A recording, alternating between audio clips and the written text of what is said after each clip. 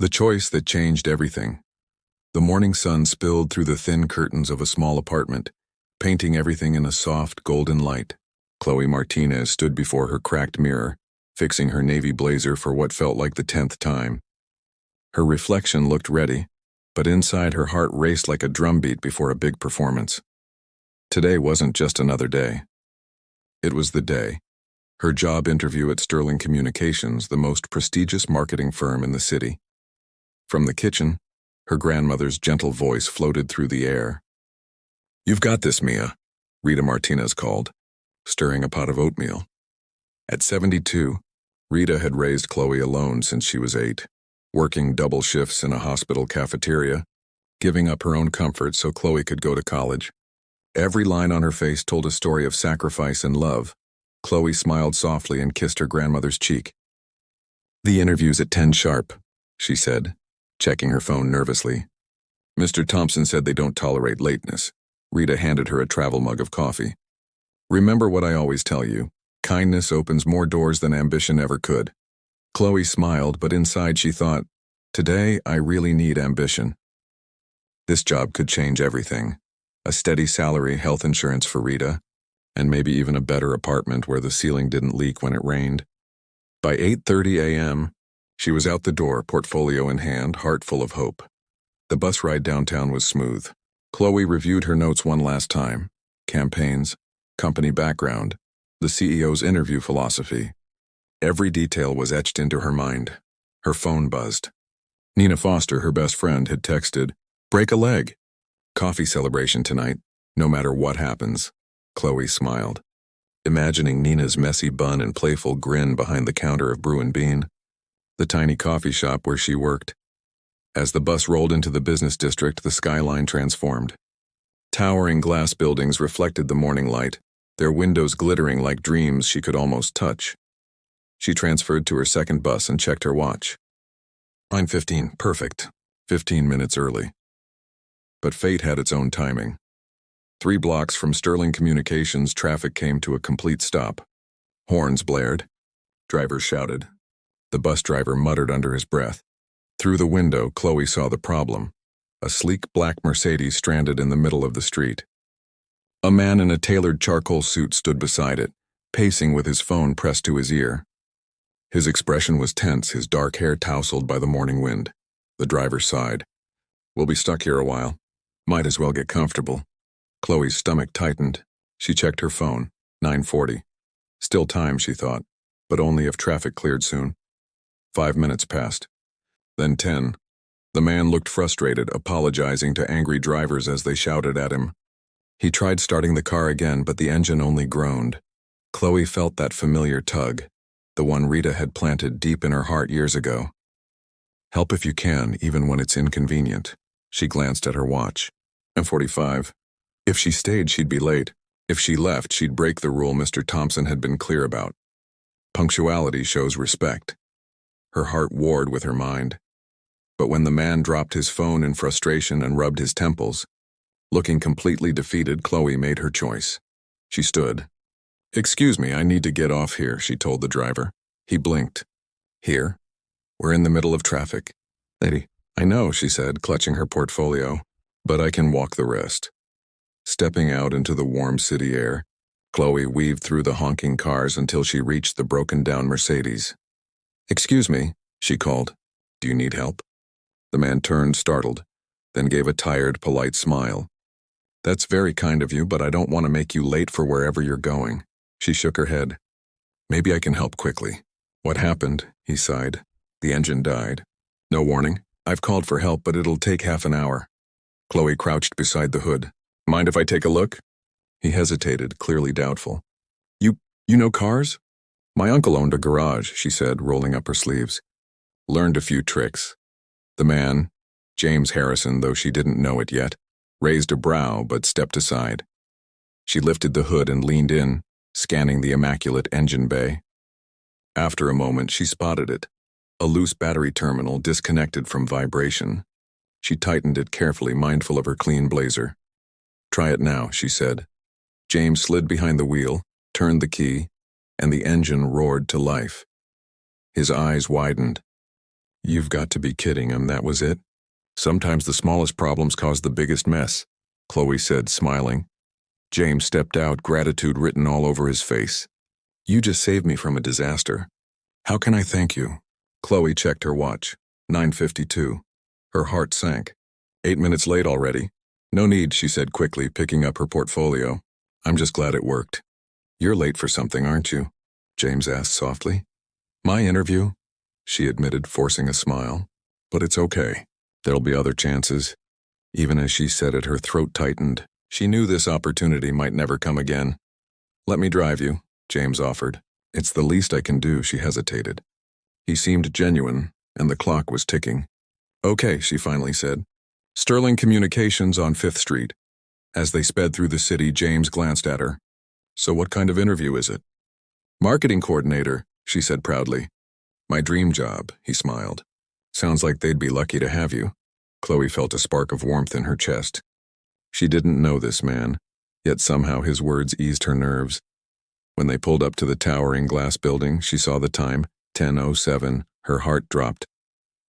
Too late, she jumped out, clutching her folder. Thank you, James, she said, already hurrying toward the entrance. He watched her go, something thoughtful in his eyes. He didn't know it yet, but this small act of kindness, hers toward him, would change both their lives forever. An unexpected connection. The lobby of Sterling Communications gleamed like a palace of glass and ambition. Chloe hurried across the marble floor, her heart pounding, her heels clicking too loudly in the silence. Behind the front desk sat a woman in her 50s with sharp eyes and a colder smile. Chloe approached breathlessly. Good morning, she said, voice trembling. I'm Chloe Martinez, here for my interview with Mr. Thompson. The receptionist didn't look up from her screen. Interview is at 10 o'clock. It's now 10:09. I know, Chloe said quickly, clutching her portfolio tighter. There was an accident on the road, and Mr. Thompson specifically stated that anyone arriving late will not be seen, the woman interrupted crisply. He's in another meeting now. Chloe's throat went dry. Please, could you check if he's still available? I'm only a few minutes. Good day, Miss Martinez, the woman said flatly, already turning away. The words hit harder than she expected. All the preparation, the late nights, the sacrifices, gone in minutes. She stepped aside, blinking fast to stop the tears rising in her eyes. People walked past her, confident and successful, while she stood frozen in the lobby, her dreams slipping away like sand through her fingers. When she finally walked outside, the bright sun felt too harsh. And then she saw him. James was standing by his car across the street, waiting. The same man whose morning she had saved, now watching her with concern. He crossed the street. How did it go? He asked gently, already guessing the answer. They wouldn't see me, she said softly. 9 minutes late. That's all it took. James clenched his jaw, anger flashing briefly in his eyes. 9 minutes. That was the price of kindness? I'm sorry, he said. This is my fault. You were helping me when you should have been protecting your own chance. Chloe shook her head. No, I made that choice. My grandmother always says kindness first. Maybe I just proved I still believe in that. James studied her face and wondered. No bitterness, no blame, just quiet disappointment wrapped in grace. It moved him more than he could explain. Can I at least buy you a coffee? He asked. I owe you that much. She hesitated. Part of her wanted to be alone, to process everything. But something about him felt safe, grounded, human. Coffee sounds good, she said finally, giving a small, tired smile. They ended up in a small cafe down the street, a place filled with warm light and the smell of roasted beans. The world outside was still rushing, but inside, time seemed to slow. Chloe wrapped her hands around the mug James bought her, letting the warmth sink into her skin. So, he said with an easy smile, tell me about the woman who just fixed my car and saved my morning. Chloe laughed lightly. There's not much to tell. I'm just a recent college graduate trying to get her first big job, and missing interviews for strangers with broken cars, James teased gently. She smiled shyly. Well, I didn't think I'd end up talking to one over coffee. He chuckled. Neither did I. You're full of surprises. They talked and about everything and nothing. About Rita, the grandmother who raised her. about college dreams, rent stress, and how ambition sometimes feels like chasing the horizon. James listened, really listened. Most people, she realized, waited for their turn to speak. But he wasn't like that. And you? She asked, curious now. What do you do when you're not getting stranded in traffic? James paused, considering how much to reveal. I work in technology. Problem solving, team management, a little bit of chaos. Chloe nodded, impressed. Sounds important. He shrugged. Important doesn't always mean meaningful. I'm still figuring that part out.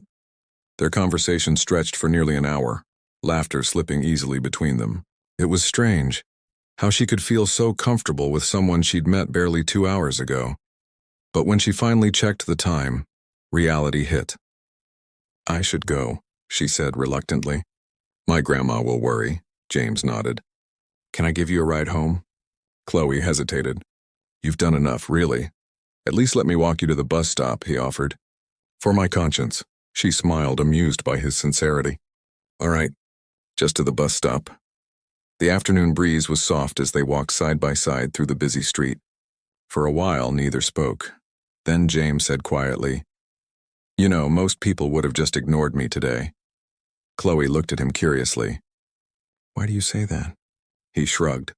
People are busy, focused on their own goals, but you stopped anyway. My grandmother always says, you never lose anything by being kind, she replied. And maybe, I just didn't want to become one of those people who forget to care. James looked at her and something unspoken passed between them. In his world, a world of contracts, deadlines, and corporate masks, he couldn't remember the last time someone had said something that pure. When they reached the bus stop, Chloe turned to him. Thank you for the coffee and the ride, he smiled. Thank you for saving my morning and maybe reminding me that good people still exist. The bus pulled up, brakes hissing. As she climbed aboard, she glanced back through the window. He was still standing there, hands in his pockets, watching her go, with the faintest look of wonder. That night, Chloe sat by the window of their small apartment, the city lights flickering like distant stars. Rita was already asleep on the couch, her soft breathing steady and peaceful.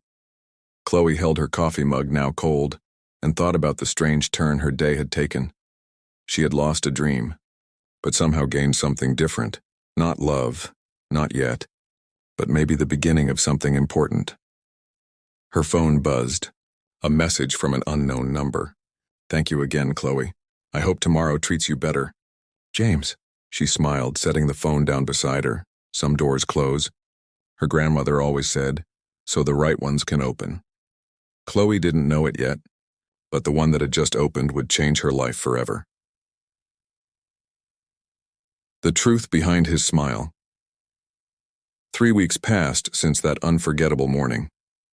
The failed interview had faded into a quiet ache, replaced by the rhythm of long bookstore shifts and late-night studying.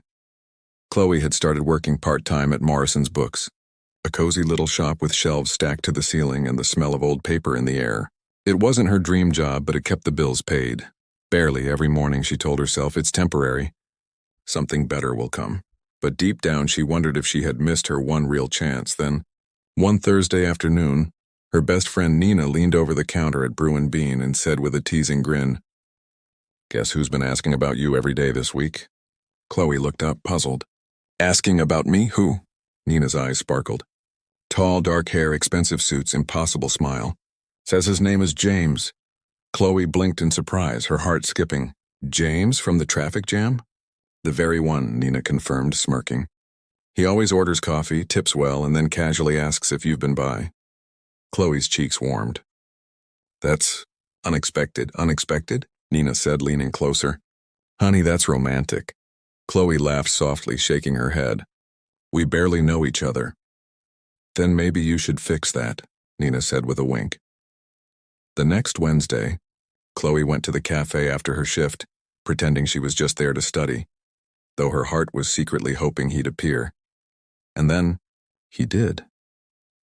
James walked through the door looking exactly as she remembered. Confident, composed, and just slightly surprised to see her there. Chloe, he said, his voice carrying that calm warmth she remembered. This feels like fate. Or a well-timed coincidence, she said with a smile. He set a cup on her table. Caramel macchiato, right? She frowned playfully. How do you know that? He grinned. You mentioned it once at the cafe. I pay attention. They spent hours talking about marketing, about dreams, about the weird ways life reroutes people. James listened more than he spoke, but when he did, his words always carried thoughtfulness, a quiet depth that made her curious. There was something about him, a confidence that didn't feel arrogant, a calm that hinted at experience. Yet he never talked about his job in detail. When she asked, he simply said, I work in tech, and left it there. But Chloe didn't push. Sometimes it was enough to just be. Weeks passed, and James became a constant presence in her life. He'd stop by the bookstore on her breaks, pretending to browse but really looking for her. He'd bring her coffee at the cafe, always her favorite. He'd ask about Rita, about her dreams, about the things she wanted most from life, and she told him everything. I just want stability, she confessed one evening, sitting across from him as the city lights shimmered through the window. I've watched my grandmother struggle all her life. She deserves comfort, peace. I just want to give her that. James looked at her, something flickering behind his eyes. Admiration mixed with guilt. You will, he said softly. Someone with your heart can't stay unnoticed forever. Chloe smiled at the encouragement, unaware that the man sitting across from her wasn't just anyone. He was the founder and CEO of Harrison Technologies, one of the biggest tech companies in the country. A man with power, wealth, and influence. And he hadn't told her. James sat in his office one morning, staring out the window at the city below. His assistant Carlos stood beside his desk, arms crossed. Sir, Carlos said, you've been visiting that bookstore every day for nearly a month. You've been personally handling a job recommendation for Miss Martinez, and she still has no idea who you are. James sighed, rubbing his temples. I know. When she finds out, Carlos said carefully, she'll feel deceived. James turned away from the window. You don't understand, Carlos. She's different. Everyone else I meet knows my name before I say it. They see the money, not me. But Chloe, she helped me before she even knew who I was. Carlos's expression softened. Then tell her the truth. I will, James said. After the interview. Once she's got the job on her own merit. Carlos hesitated. And if she doesn't forgive you? James looked down at his hands, remembering her smile, her kindness, her belief that people were still good. Then at least she'll know I was honest in the end. A few days later, Chloe got the call. The HR manager from Harrison Technologies wanted to schedule an interview for a marketing coordinator position, one that perfectly matched her background and goals. When she told James, she was glowing. Can you believe it? Harrison Technologies. I've admired their campaigns for years. James smiled, forcing his guilt deep down. You'll be amazing, he said. Just be yourself. The morning of the interview, Chloe wore the same navy blazer she had worn weeks ago, the one that had seen her through disappointment but not defeat. Rita hugged her before she left. No matter what happens, remember, kindness is your strength, her grandmother said softly. At the interview, Chloe shone. She spoke with confidence, passion, and creativity. When the director asked about her philosophy on marketing, she said, marketing isn't just selling products. It's about storytelling, about making people feel seen. By the end, the interviewer was smiling. You'll be hearing from us very soon. And by evening, she did. They offered her the job, a full-time position, benefits, a salary twice what she'd ever earned. She cried in relief, calling James immediately. I got the job, she said, tears in her voice. At Harrison Technologies. I can't believe it. James's heart swelled with pride and guilt all at once. You deserve it, Chloe, he said quietly. Every bit of it. That night, Chloe went to sleep smiling, her dreams alive again, her heart light. But James lay awake in his penthouse, staring at the ceiling, knowing the truth was about to catch up with him. She believed he was just James, an ordinary man with a kind heart. But tomorrow, she would walk into the company he owned and see his face on every wall.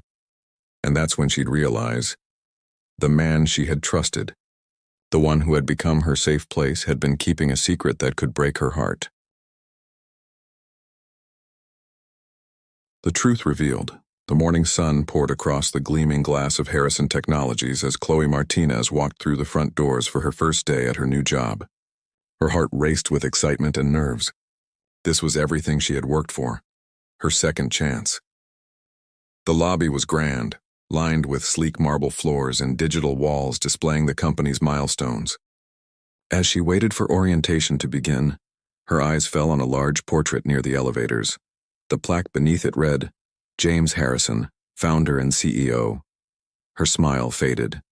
She stepped closer, staring at the face she knew too well. The same kind eyes, the same smile she had seen across cafe tables and long walks. The world seemed to tilt for a moment. The truth hit her like a wave. James wasn't just a kind stranger. He was the billionaire who owned the very company that had just hired her. Her hands trembled as she clutched her ID badge. Every conversation, every coffee, every promise, suddenly blurred between sincerity and deception. That evening she met him at their usual cafe. When he saw her face, he already knew she had found out. "Chloe," he began quietly, "I wanted to tell you." "When?" she interrupted, her voice steady but sharp. "When I signed the contract? When I thanked you for helping me get the job you already owned?" He sighed, guilt heavy in his tone. "I never wanted to lie to you. I didn't want the first thing you knew about me to be my money. So you let me think you were just some guy with car trouble," she said bitterly. "I was that guy," James said, taking a step closer. "That day you helped me when no one else would. You didn't care who I was. You saw a person, not a title. I haven't felt that in years." Chloe's chest ached with confusion. She wanted to stay angry, but she could see the sincerity in his eyes. The same eyes that had looked at her with nothing but respect since the day they met. "You don't understand," she whispered. "I've struggled for every small thing I've achieved. I needed one success that was mine alone, not given to me because of pity or power. You earned everything," James said firmly. "Your interview, your ideas, they impressed everyone. The job is yours because you're brilliant, Chloe, not because of me." But she couldn't stay, not then. Not with her heart torn between gratitude and betrayal. She left without another word. Days turned into weeks. Chloe threw herself into her work, determined to prove she belonged there. Her campaigns quickly caught the attention of upper management. Clients praised her creativity and empathy, qualities that made her stand out, but every victory felt hollow. James stayed out of her way, respecting her silence, but his absence weighed heavier than his presence ever had. Then one night, everything changed again. Her phone rang, an emergency call from the hospital. Rita had collapsed from another heart episode. Chloe rushed through the corridors, her heart pounding. The doctor explained she needed immediate surgery, a triple bypass. The cost? More than Chloe could ever afford. She sat in the waiting room, tears spilling silently when a nurse approached. "Your grandmother's care has been transferred to Presbyterian Medical Center for specialized treatment," she said. "All expenses are being covered through the Harrison Foundation." Chloe froze. The name hit like thunder. She turned slowly, and there he was, standing at the end of the hallway. James looked tired, his suit rumpled, his eyes full of quiet worry. "You did this?" she asked softly. He nodded. "Your grandmother deserves the best care. I had the means to make sure she gets it," her voice broke. "Why, James? After everything?" "Because it's the right thing to do," he said. "Not because I expect forgiveness. Not because I want anything in return. I just couldn't stand by and do nothing when I could help." Chloe covered her face, overwhelmed by emotion. "I don't know whether to thank you or hate you." "Then don't do either," he said gently. "Just focus on her. That's what matters right now." Rita's surgery was a success. Days later, when Chloe visited her in the recovery room, the old woman smiled faintly. "This place is fancy," she whispered. "How are we paying for this?" Chloe hesitated. "A foundation helped us," Rita's wise eyes narrowed. "A foundation or your James?" Chloe sighed. "Both, I guess. He owns the foundation. He's not who I thought he was." Rita squeezed her hand weakly. "He saved my life, didn't he?" "Yes," Chloe admitted. "Then maybe," Rita said softly, "you should ask yourself if you're upset because he lied, or because you started to love him before you knew the truth." Chloe froze. The truth in her grandmother's words stung and soothed all at once. 2 days later, Chloe found an envelope slipped under her apartment door. Inside was a handwritten letter and a set of keys. "Dear Chloe, I know I broke your trust and I may not deserve another chance. But please know this, your job, your success, your future, all of it is yours. You earned it through your own talent and effort. Your grandmother's care will continue, not because I want to make up for lies, but because helping people is what you taught me to do. These keys belong to an apartment just upstairs. I bought it for Rita's recovery, so you can both have peace without worry. I'll be at the cafe tomorrow at noon. Whether you come or not, I'll understand. Chloe read it 3 times, her heart aching. It wasn't about money anymore. It was about truth, about forgiveness, about understanding what kindness really meant. The next day, she stood outside the cafe where it all began. Through the window, she saw James sitting alone, staring at the table where they'd shared their first coffee. She walked in slowly. He looked up, hope flickering in his eyes. "I wasn't sure you'd come," he said quietly. "I wasn't sure either," she admitted. "But I realized something. You may have hidden who you were, but you never hid what you were. Kind, patient, genuine." He exhaled shakily. "Chloe," she held up a hand. "I don't want to live in a world where I punish someone for being human. You made mistakes. So did I, but you also saved the person I love most." Tears shimmered in her eyes. "You asked me once what success means. I think I know now. It's not a job or a paycheck. It's finding people who see you, really see you, and still choose to stay." James stepped closer, his voice trembling. "Does that mean—" Chloe smiled softly. "It means coffee's on you, Mr. Harrison." He laughed through the tears and took her hands gently. 6 months later, Chloe stood in her new office, Director of Marketing, at Harrison Technologies. Rita had fully recovered, living comfortably in the apartment upstairs. And James? He was no longer just a stranger from a traffic jam. He was her partner, her equal, and the man who had taught her that love built on truth can outshine any lie. As the sunset bathed the city in gold, James walked in holding 2 coffees. "Busy?" he asked. "The best kind," she said, smiling. He kissed her forehead softly. "You know," he whispered, "you once said kindness opens more doors than ambition ever could." Chloe looked out over the skyline and smiled. "And you proved it was true." Epilogue: a year later, they stood hand in hand at a charity gala for the Harrison Foundation. Chloe, now Chloe Harrison, addressed the audience. "Kindness changed my life," she said. "It began with a stranger, a broken car, and a choice to help instead of walk away. Sometimes that's all it takes to change your future." As applause filled the room, James whispered, "Still think you missed your chance that day?" Chloe smiled. "No, I just took a different road and it led me right here."